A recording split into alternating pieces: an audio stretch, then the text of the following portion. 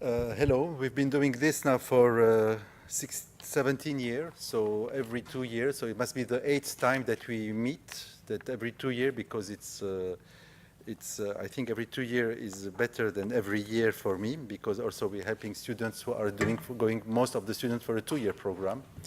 So it gives me a chance to meet most students. I was a student like you in Lebanon. Association Philippe Jabre was created 20 years ago because there was a lot of need, a lot of help.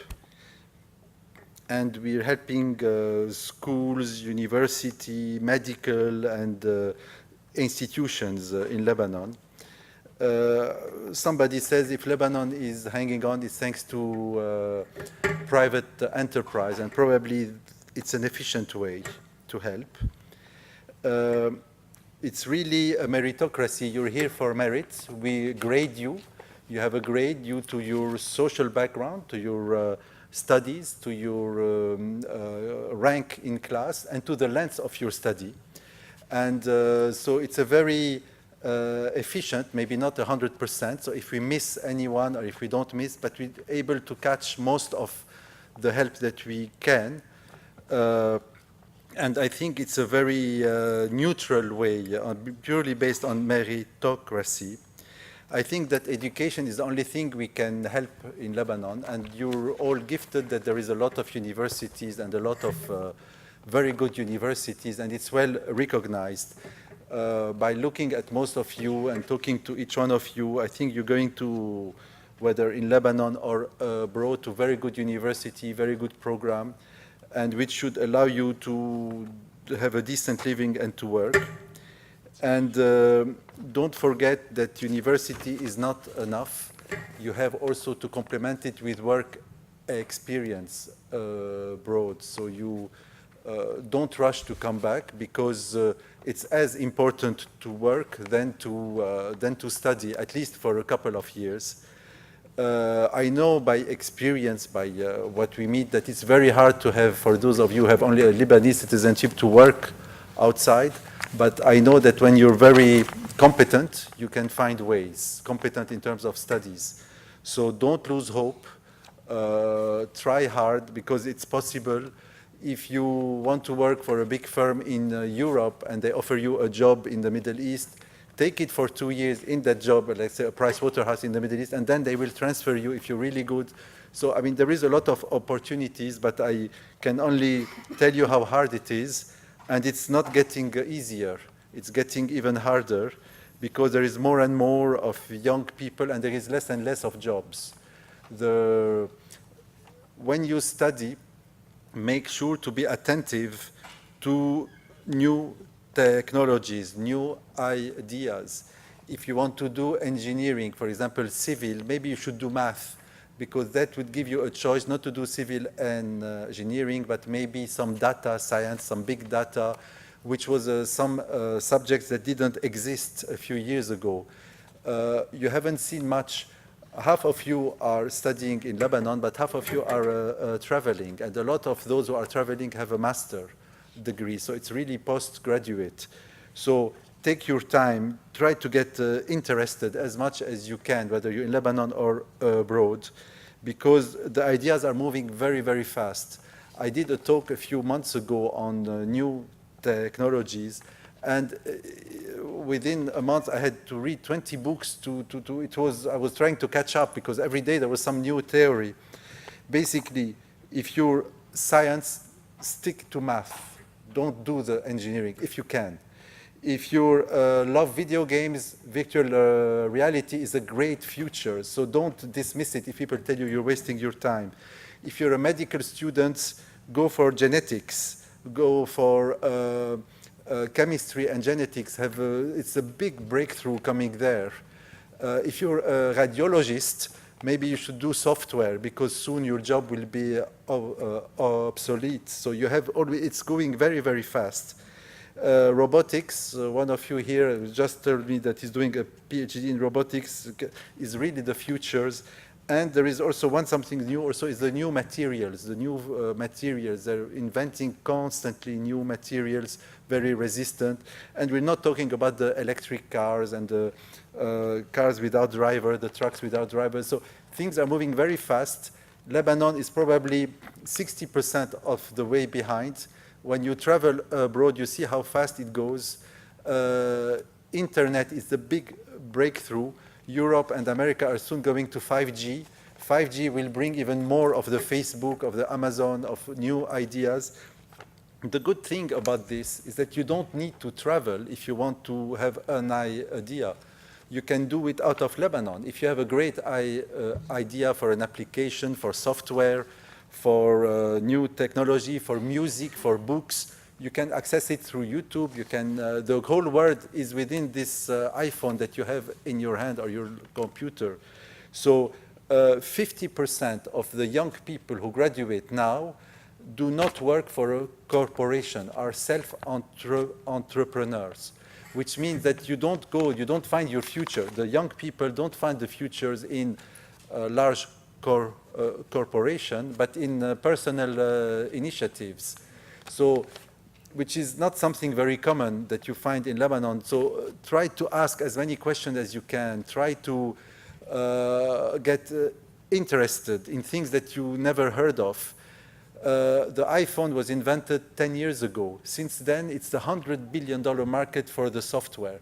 You know, when you hear Amazon, YouTube, Uber, the iTunes, anything, any application, it was $100 billion of revenues, and it's all individuals who had an idea like you or like anyone else. So the opportunities are huge across a lot of sectors. So I can only advise you, if you like to write, you don't need to go through a publishing book. You can publish it in the net and maybe you get heard. Or if you like music, if you like, or you have some good ideas.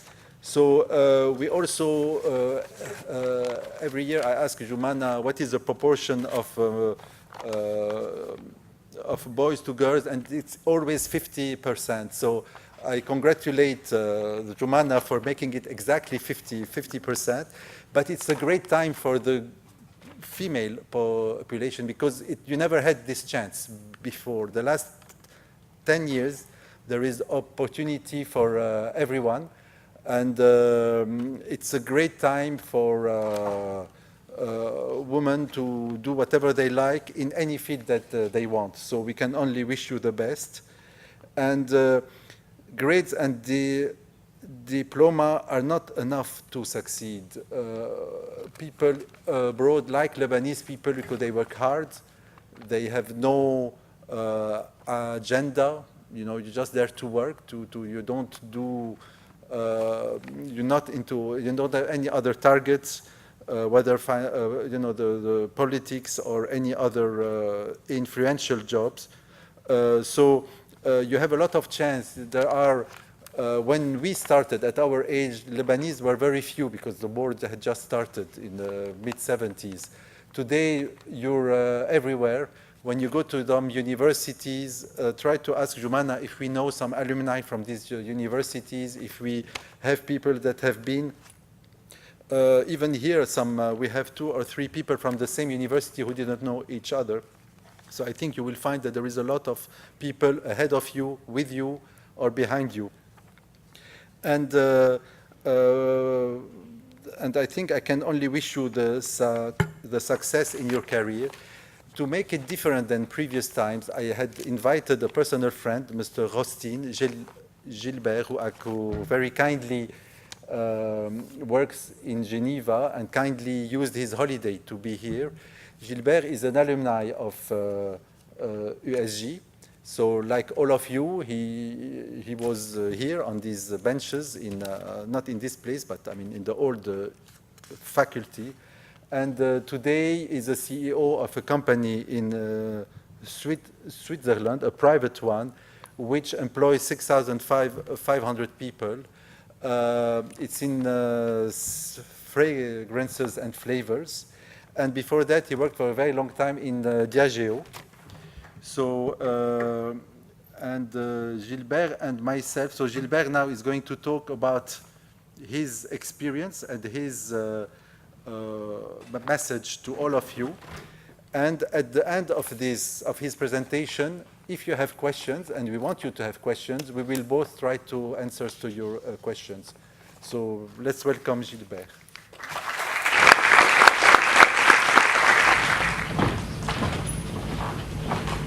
Good afternoon, everyone.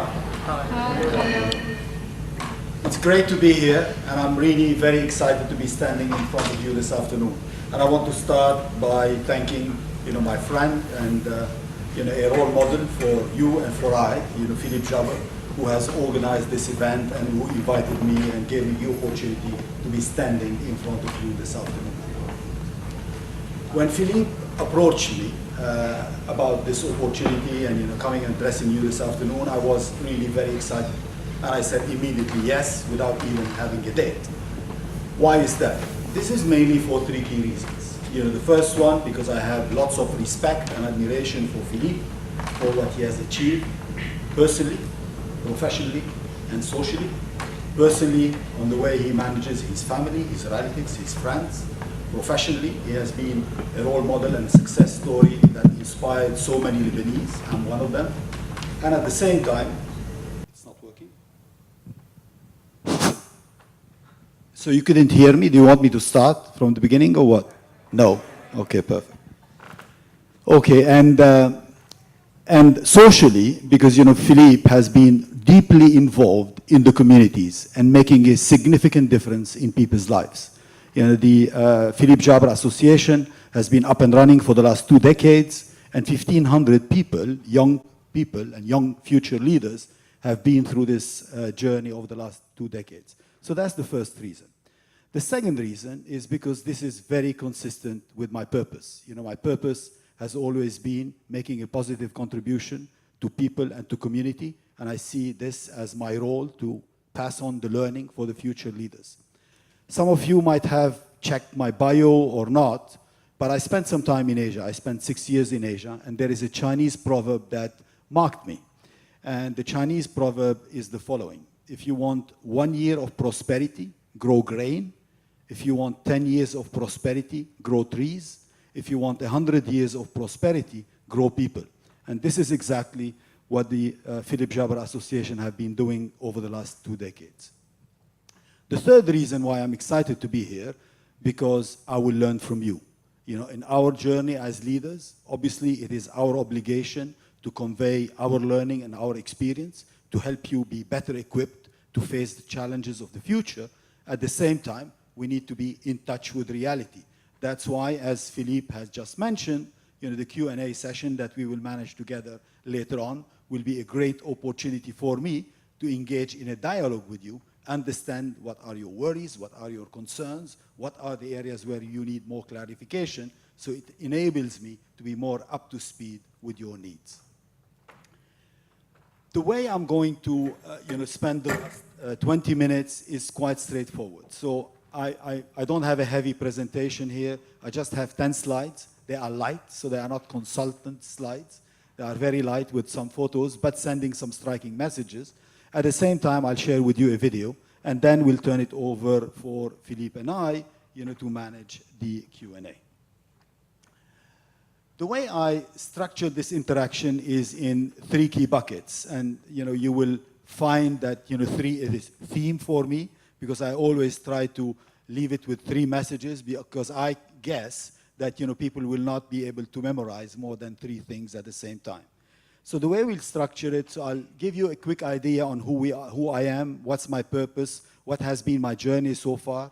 I will share with you my leadership experience, over the last 30 years, running businesses across different planets, across different continents. And then I'll share with you a story and a video that will bring this story to life.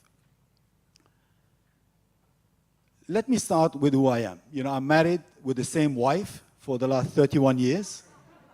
I'm 57 years old. I was born in Lebanon, and I went through my education in Lebanon, as Philippe has just mentioned. I went through the Collège des Frères, Sacré-Cœur, and then Mont La Salle. And then at the university, did a licence en gestion, and then a maîtrise en gestion. And this is where I had the opportunity to meet my wife, who is actually the Deputy Dean of Economics, and her office is in the building just across the road.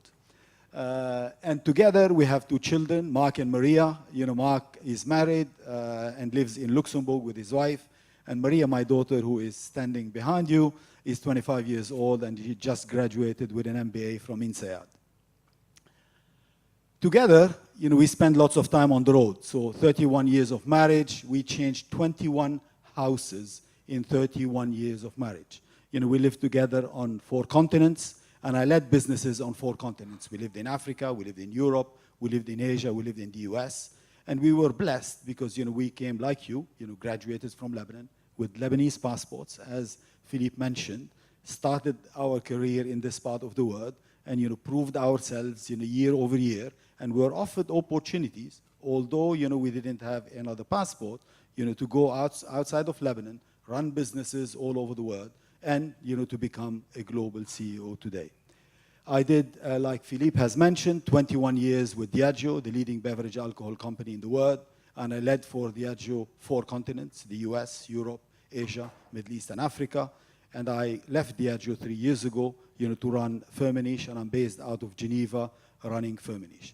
I'm not sure if any one of you had the time, you know, to Google the company or to find out what we do, but I will leave you also with 3 key messages about the company and what we do. And I'm sure that these facts will be new facts to you. The first one is 4 billion consumers around the world every single day use our products.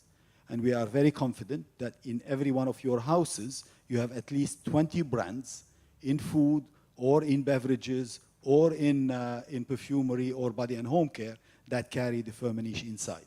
So that's the first fact. The second fact, you have more astronauts in the world than you have perfumers. You know, our métier is a very refined métier, it's a very sophisticated métier, and it's a very niche métier.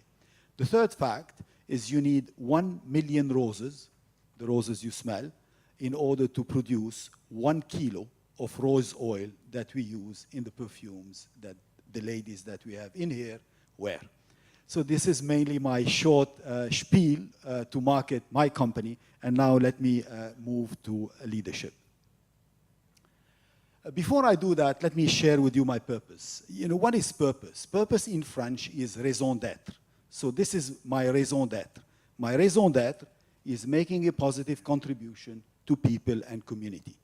So for me, this is my North Star. Every now and then that I need to make a decision, business decision, personal decision, I check it with my North Star. Is it consistent? Does it lead me in the right direction? And I suggest the first biggest choice that you could do in your life is making sure you define your purpose. The earlier you define your purpose, the easier it will be for you to move on a straight line to achieve your goal. And believe me, you know, I strive every single day to make sure I deliver against my purpose. And it is very clear, very well thought through. I had the opportunity to think through it, you know, when I was 19, during the war days in Lebanon, and it was very clear to me that I wanted to make sure that I can make a positive difference to family, to friends, to relatives, to colleagues, to business partners, and to the community in every single action I've done. And this is why I spend lots of time, you know, coaching young adults to help them, you know, see the way and define the priorities in their lives. And I always try to understand the aspirations of the people I am involved with to help them fulfill their own ambitions. Let me now share with you what I think I learned over my 30 years of leading businesses in leadership. Leadership is very important because, you know, leadership is critical in life and in business, in your personal life and in your career. And leadership is all about, you know, making the impossible possible, leaving a trail, creating a legacy, and making a real difference for people, for communities, for businesses, and keep on moving the agenda forward. And obviously, in leadership, you have role models that could make a massive difference by inspiring others. For me to succeed in leadership, it goes down to three key things. Again, my theme of threes. The first one is belief and perseverance. Most of the time, people like you, you're starting your careers, you look at Philippe, you look at and you say, wow, these are successful leaders, they walk on water, they managed to have this striking career. Our journey has been a combination of successes and failures. Now, as long as it's more successes than failures, that's why we're standing in front of you today. But this is why you need lots of resiliency, lots of perseverance, to get there. And you need to lock in your objective very early enough, believe in it, because the journey will be tough. And you need to persevere, and it will be a combination of successes and failures. And the most important thing, when you fail, stand up very fast and continue the journey, because meanwhile, everything is progressing while you're reflecting on your defeat.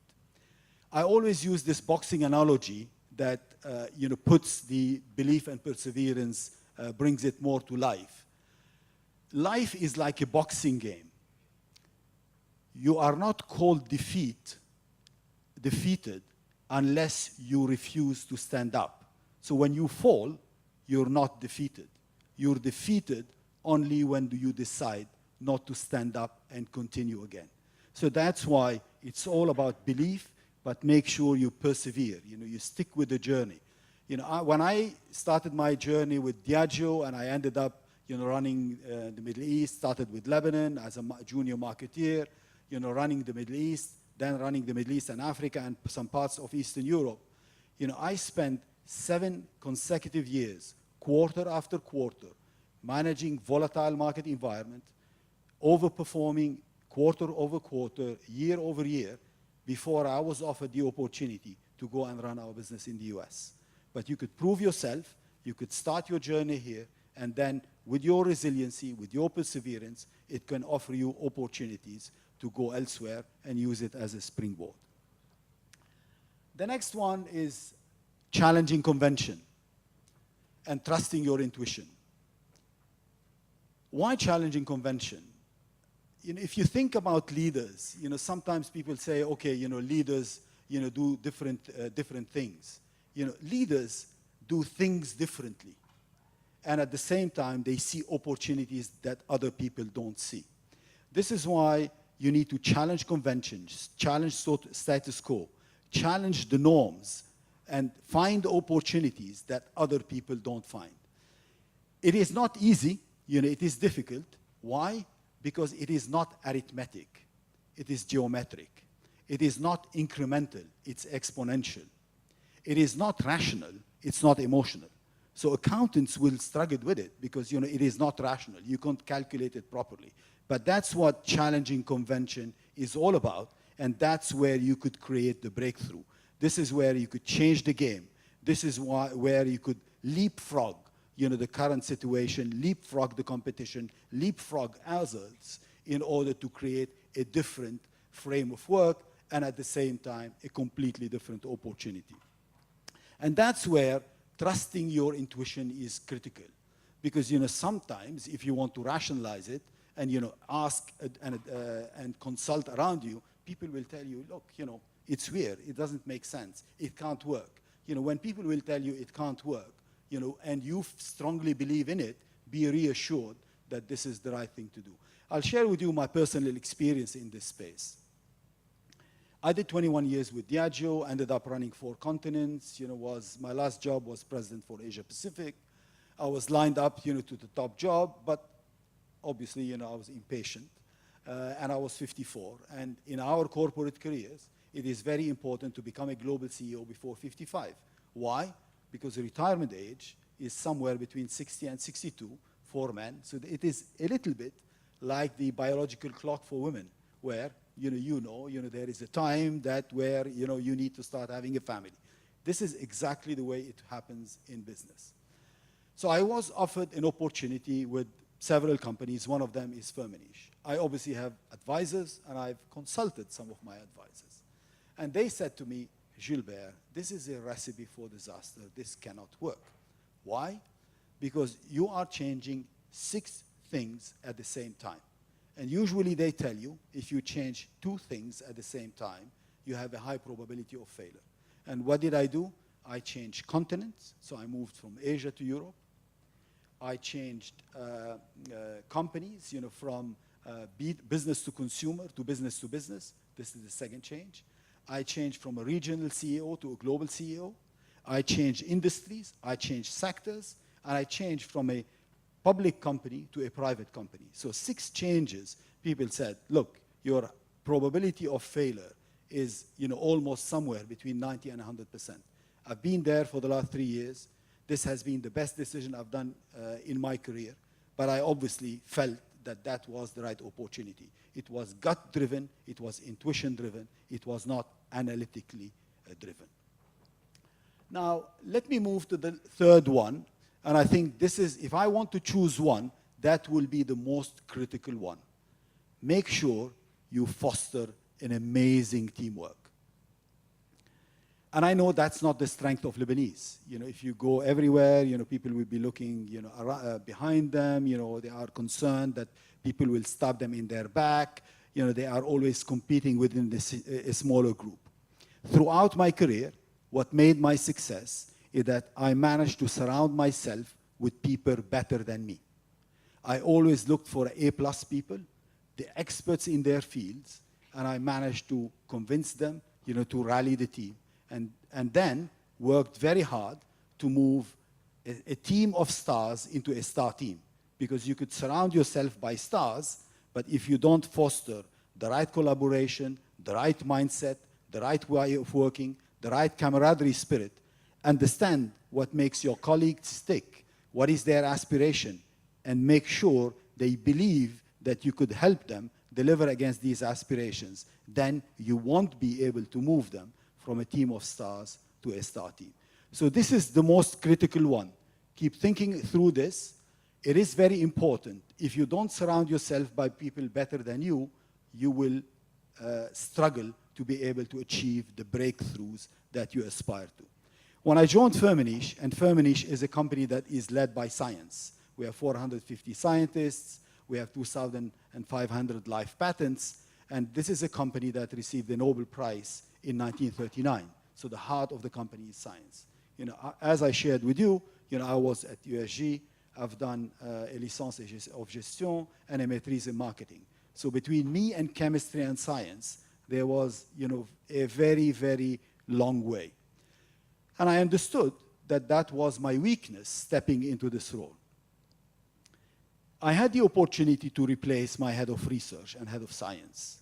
And the recommendation internally was to pick a colleague from the inside who was good, but not good enough in my eyes. I ended up recruiting the best scientist in the world in its field. And the lady's name is Professor Geneviève Berger.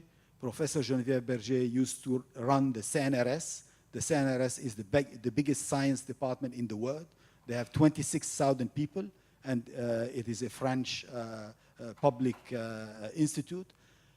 And before she joined me, she used to be the head of science at Unilever. So I managed to attract the best in the industry to come to join us as head of science. Definitely she understands science, 100 times more than me, but this is how you manage to attract the best people, motivate them, make sure you foster the right teamwork, and then you could achieve breakthrough as a team, and this is where you could foster an amazing teamwork and definitely exceed expectations. Now, leadership also is evolving. Leadership doesn't stand still. Leadership in the 20th century is completely different from what leadership in the 21st century is. Philippe, when he started his foundation back 2 decades ago, has lived through this and have seen the shifts. If you go back to the 20th century, it was all about shareholder value creation and inspiring people. And inspiring people was not a dialogue like Philippe and I are installing with you today. It was a monologue. You go on TV, you go on CNN, you deliver your message to investors, you inspire people through your message, and at the same time, you deliver performance. This is not good enough anymore. In the 21st century, it is critical to make a difference in the communities in which you work? How are you giving back to the community? What role are you playing as a leader and as a company or as an individual in making sure you are addressing the biggest challenges that our planet and our society face? What about reputation? Reputation is instrumental. Think about it. Who wants to work today for Volkswagen? After the scandal they had, with the emissions. All the young talent want to work for responsible companies. Think about the scandal that happened with United Airlines in the US when they dragged this passenger off the plane. All of these events will dent the reputation of companies, and the young upcoming talent have the choice today, and they want to work for responsible companies that give back to their communities and at the same time, have a pristine reputation. The third one, and is very critical, is dialogue. And on purpose, I did specify with key stakeholders, because the dialogue today is very broad. So you don't go on CNN, you go on CNBC, you go on Bloomberg, deliver your messages. Now it's constant dialogue all the time with NGOs, with colleagues, with employees, with governments. The dialogue is open, and at the same time, you are exposed all the day on social media. You could receive questions on your blog. You could receive questions, on your website, from consumers who are intrigued by what you do or seeking clarification. So this is why it's a dialogue. And a dialogue is not a monologue, a dialogue where, sometimes it takes a ping pong, for a few days in order to clarify to NGOs, to governments, what you're doing. And at the same time, you need to always drive for consensus and for alignment in understanding and objectives. Now, obviously, choices are critical. Leadership is about choices, and choices are critical in life. There are easier choices, there are more difficult choices. All of us are faced to make decisions every day, and these decisions, it's like a crossroad. If we go right, we don't know what will have happened if we go on the left side, but then it will open up more doors and more opportunities for us. And we are faced to take these decisions from a young age. What do you want to do for sports? Who do you want to date? Do you think that this young man is more prettier than the other one? Why do you think this one is better? Etc. And we are confronted on making choices every single day throughout our life. These choices are critical in setting up who we are, who do we stand, and what we will end up being in the future. For me, the easiest choice was 31 years ago when my wife decided to marry me. So it was her decision, not my decision. And it was the easiest decision in my life. I still can't figure out why she has made this decision yet, but that ended up working well for us. Now, the story that I will share with you afterwards will tell you that you don't necessarily need to be a Jack Welch or a Warren Buffett to create a legacy. You don't need to be running the biggest company in the world to leave a trail. You don't need to be the most successful politician to make an impact. Ordinary people could achieve extraordinary things in life. And legacy is not only created by people who have master degrees, who have MBAs, and who are the most successful business people. And the story that I will share with you is about three miners. And miners are the people who work in a mine, bimanjam. I want to check if you could do it by hands. Who has visited Poland from the people in the room here? We have one, we have two, we have several hands. Whom from you have visited Wilishka? Okay, perfect. So you visited it. Okay, perfect. So I have a good ambassador that could echo what I will say. The story that I will share with you here is the story about three miners that worked all their life to create a legacy and to make a difference. And this is a story that started back in the 1800s. And these are people who never went to school, three miners who worked in a mine. And not in any mine, because usually you have the coal mines, les mines de charbon. This is a salt mine, say in mine de sel. And think about it, back in the 1800s, salt was like gold. So this was, you know, a very, very important commodity. And these miners were supposed to go down, work in this salt mine for 6 hours, and when they finish their work after their 6 hours, they are lifted back to their families. They will rest for 6 hours, and they will come down 6 hours later. And these three miners, Joseph, Thomas, and Anthony, decided that they wanted to carve by hand the biggest underground salt church in the world. And they ended up creating what you will see, what I'll share with you later on, and you could see it on the photo. You know, this is 101 meters underground. This is 54 meters long, 12 meters height, 17 meters wide. Everything that you could see from the chandelier to the hotel is in salt, crafted by hand. And these three miners decided to forego their holidays and decided to stay underground after they finished their assignment to work on their dream. This was their dream. This was their North Star. This is the legacy they wanted to leave behind. This is what they wanted to create. Guess how long it took them to achieve their dream? Give me a number. 20 years? 60? 25? One more? 10 years. Well, it took them 70 years. 70. Actually, Thomas and Anthony passed away, and it was Joseph who has seen this one through. Now, think about the legacy of these three miners.